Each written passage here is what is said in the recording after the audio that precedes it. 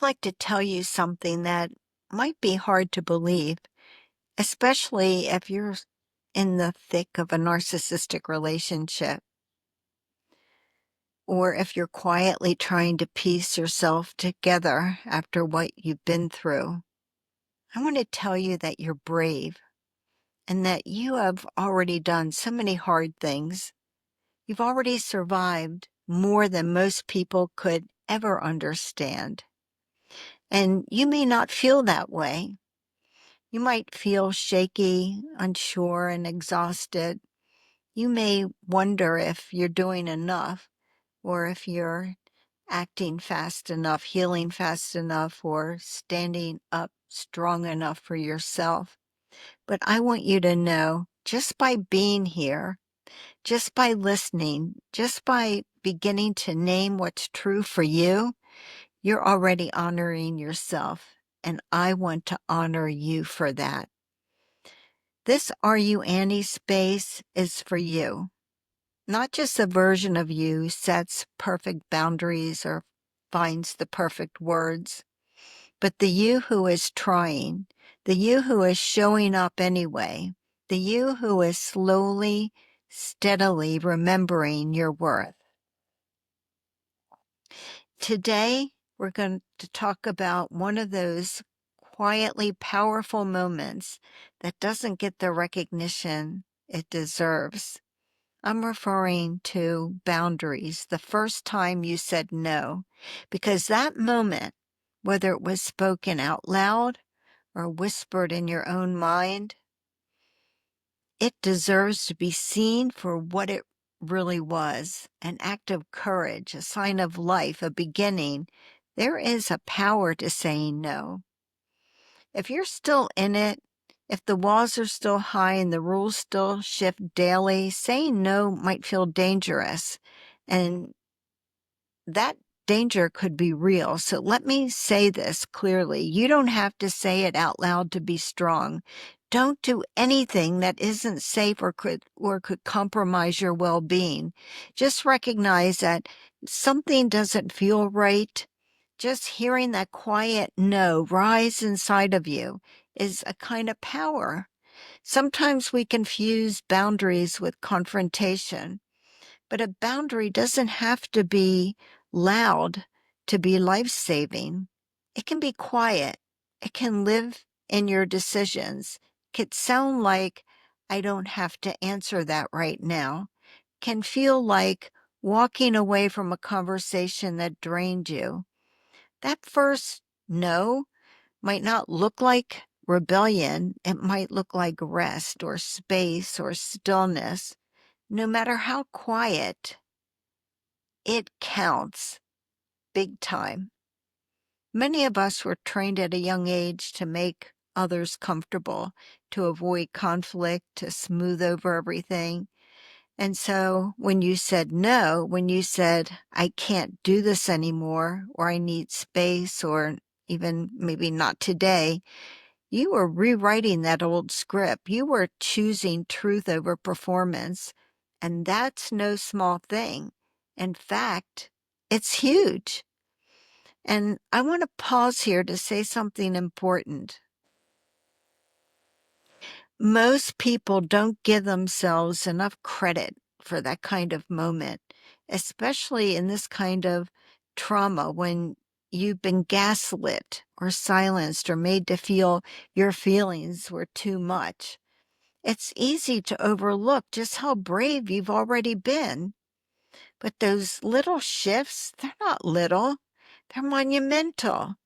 Every time you honor what's true for you, even quietly, even shakily, you are reclaiming something that was never meant to be taken.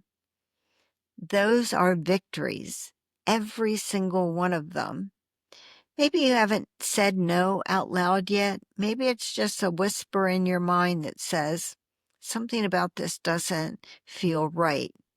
That's powerful. That's still part of the awakening.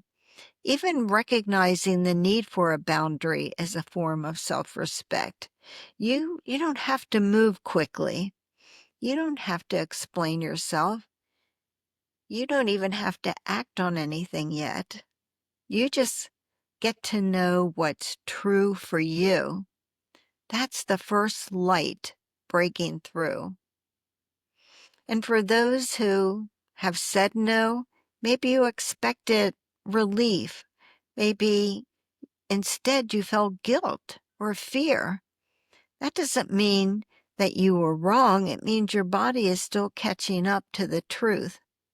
You're allowed to exist without being controlled. You're allowed to say no without being punished.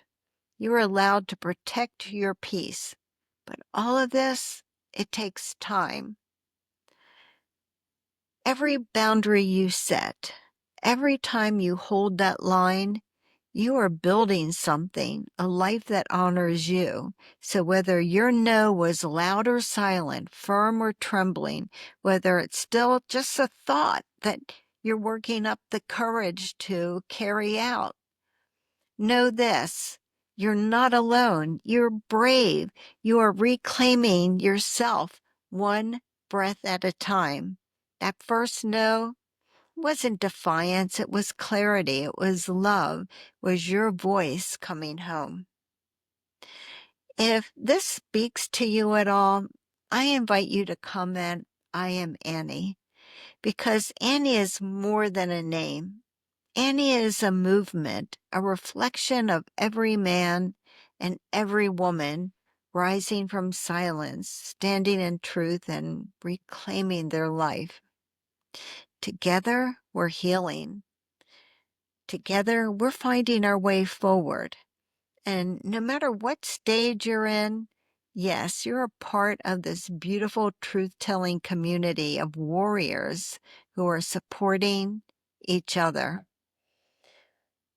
Wherever you are in your journey against narcissistic abuse, hold this message close, because what you're feeling right now is not the end of your story.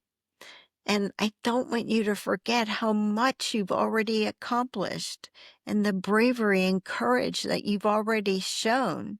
For those of you who are new to this podcast, I'm Kyle Hackley, attorney and author of Undercurrent, a story about a young woman named Annie who finds the courage to break away from her narcissistic relationship and the extraordinary life she finds on the other side of narcissistic abuse.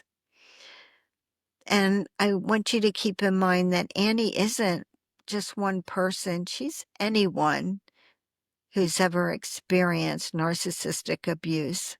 And as always, I want you to know that you are so much stronger than you ever believed. And I want you to be tenacious and never give up on what's important to you. Thank you for listening. Thank you for just always showing up. And thank you for building this beautiful, strong, truth-telling community. I appreciate you. And until next time, take good care of yourself.